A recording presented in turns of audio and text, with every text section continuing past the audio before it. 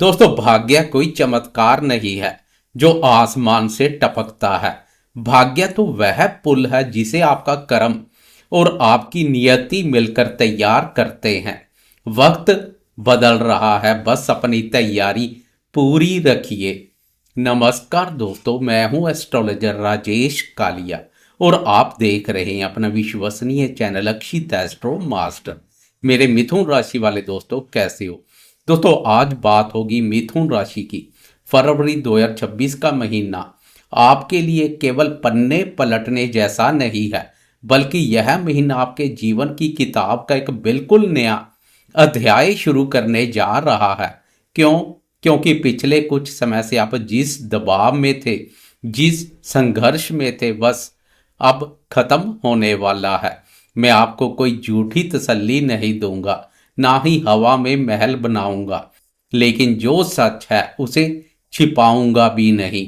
ग्रहों की स्थिति चीख चीख कर कह रही है कि मिथुन राशि वालों के लिए भाग्योदय का समय आ गया है।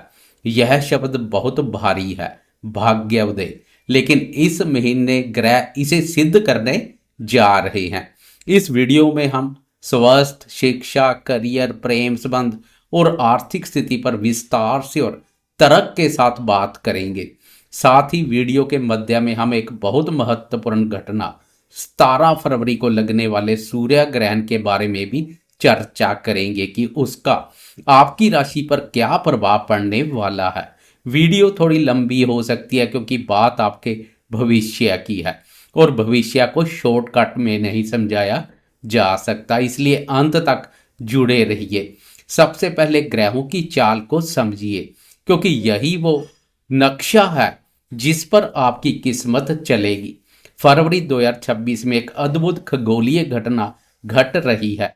इसमें 4 बड़े ग्रह राशि परिवर्तन करेंगे और सबसे बड़ी खुशखबरी यह है कि यह चारों ग्रह आपके अष्टम भाव से, यानी रुकावटों और परेशानियों के घर से निकलकर आपके नवम भाव में, यानी भाग्य स्थान में प्रवेश करेंगे।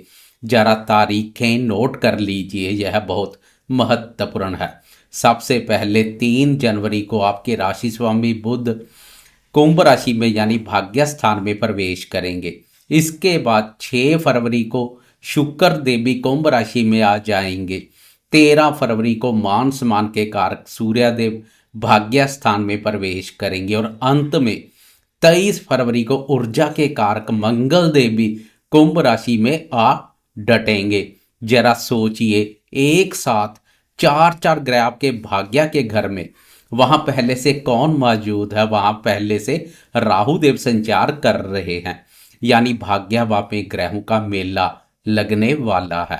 और सोने पे सुहागे वाली बात यह है, देवगुरु बृहस्पति जो आपकी ही राशि यानी प्रथम स्थान पर संचार कर रहे हैं, वे अपनी अमृत समान दृष्टि से इन सभी ग्रहों को देख रहे हैं, यानी भाग्य स्थान में होने वाली हर हलचल गुरु के आशीर्वाद से सुरक्षित रहेगी।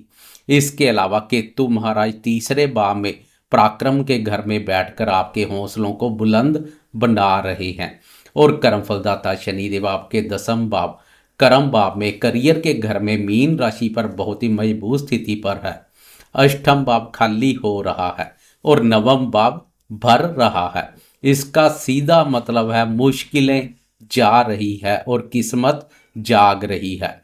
तो चलिए अब विस्तार से समझते हैं कि यह सब आपके जीवन के हर पहलू को कैसे बदलेंगे। सबसे पहले बात करते हैं आपके करियर और व्यवसाय की। मिथुन राशि वाले दोस्तों, जब शनिदेव 10वें घर में हो और भाग्य भाव पर 4 ग्रहों का जमावड़ा लग जाए तो करियर में उठना तय है। पिछले महीने तक जो काम रुक रुक कर हो रहे थे, अब वो दौड़ने लगेंगे। 3 फरवरी को जब आपके राशि स्वामी बुध भाग्य में आएंगे तो आपकी बुद्धि बहुत तेज काम करेगी। आप सही समय पर सही निर्णय लेंगे। जो दोस्त नौकरी में है उन्हें अपने बॉस या सीनियर्स का पूरा सहयोग मिलेगा। सूर्य का 13 फरवरी को भाग्य स्थान में आना यह संकेत दे रहा है कि आपको कोई बड़ी जिम्मेदारी या पदोन्नति मिल सकती है। सूर्यदेव के अष्टम भाव पर संचार से पिछले समय से जो मान सम्मान और आत्मविश्वास में कमी महसूस हो रही थी, अब वह कमी पूरी तरह दूर हो जाएगी। आपके चेहरे पर एक अलग ही तेज होगा। पिता या पिता तुल्य लोगों से लाभ होगा। जो लोग अपना व्यापार कर रहे हैं, विशेषकर जो लोग इंपोर्ट एक्सपोर्ट ट्रैवलिंग या विदेश से जुड़ा काम करते हैं, उनके लिए यह महीना किसी लॉटरी से कम नहीं है। शनिदेव 10वें घर पर बैठकर आपसे मेहनत करवाएंगे, लेकिन इस बार उस मेहनत का फल किस्मत तुरंत आपके हाथ में रखेगी। राहु भी वहां मौजूद है, तो हो सकता है आपके दिमाग में कुछ बड़े और क्रांतिकारी आइडियाज आए। उन्हें नज़रअंदाज ना करें, उन पर काम करें। बस एक सावधानी रखनी है, शॉर्टकट अपनाने की कोशिश ना करें, क्योंकि शनिदेव सब देख रहे हैं। अब बात करते हैं आर्थिक स्थिति की। धन के मामले में यह महीना शानदार रहने वाला है। क्यों? क्योंकि देवगुरु बृहस्पति जो धन के कारक है, वे आपकी राशि में बैठकर सीधे नवम भाव को देख रहे हैं, जहां लक्ष्मी कारक शुक्र 6 फरवरी को पहुंच जाएंगे। भाग्य और धन का यह संबंध आपके बैंक बैलेंस को बढ़ाने वाला है। रुका हुआ पैसा वापस मिल सकता है। अगर कोई पुराना निवेश फंसा हुआ था, तो वहां से भी लाभ की उम्मीद है। चूंकि भाग्य भाव सक्रिय है, तो कम मेहनत में ज्यादा लाभ के योग बन रहे हैं। लेकिन राहु खर्चे भी करवा सकते हैं। यह खर्चे शुभ कार्यों पर हो सकते हैं, जैसे धार्मिक यात्रा या परिवार के साथ कहीं घूमना। फजूल खर्ची से बचे, बाकी धन का प्रभाव बना रहेगा। अब रुख करते हैं शिक्षा और संतान पक्ष की। विद्यार्थियों के लिए यह समय वरदान जैसा है। बुध जो बुद्धि के देवता हैं, भाग्य स्थान में बैठकर गुरु से दृष्ट है।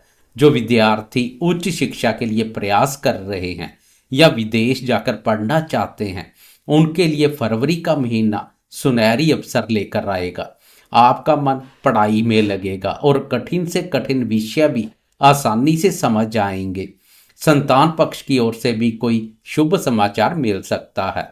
जो दंपत्ति संतान प्राप्ति के लिए प्रयासरत हैं, उन्हें गुरुदेव की कृपा से सफलता मिल सकती है। अब आते हैं सबसे कोमल और महत्वपूर्ण पहलू पर, प्रेम संबंध और दाम्पत्य जीवन। इस विषय पर मैं थोड़ा विस्तार से बात करना चाहूंगा, क्योंकि ग्रहों की स्थिति यहाँ बहुत संवेदनशील है। 6 फरवरी को प्रेम के कारक शुक्र का नवम भाव में आना और वहां पहले से मौजूद राहु के साथ मिलना, यह एक बहुत ही विचित्र योग बना रहा है।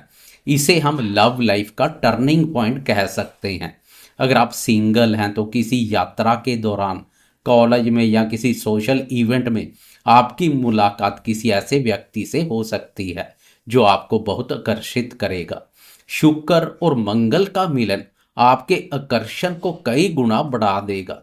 लोग आपकी बातों और पर्सनैलिटी के दीवाने होंगे। लेकिन जो दोस्त पहले से रिश्ते में है, उन्हें जहां बहुत संभल कर चलने की जरूरत है। देखिए, नवम भाव में 4 ग्रह है, बुध शुक्र सूर्य और मंगल, साथ में राहु। इतनी ऊर्जा जब एक साथ होती है, तो रिश्तों में पैशन भी बढ़ता है और पॉजेसिवनेस भी बढ़ती है। सूर्य आपके अहंकार को बढ़ा सकते हैं और राहु आपके मन में शक पैदा कर सकते हैं। आपको लगेगा कि पार्टनर आपको इग्नोर कर रहा है या वो आपसे कुछ छुपा रहा है। यह राहु का माया जाल है, इसमें फंसना नहीं है। किसी तीसरे व्यक्ति की बातों में आकर अपने अच्छे भले रिश्तों को खराब ना करें।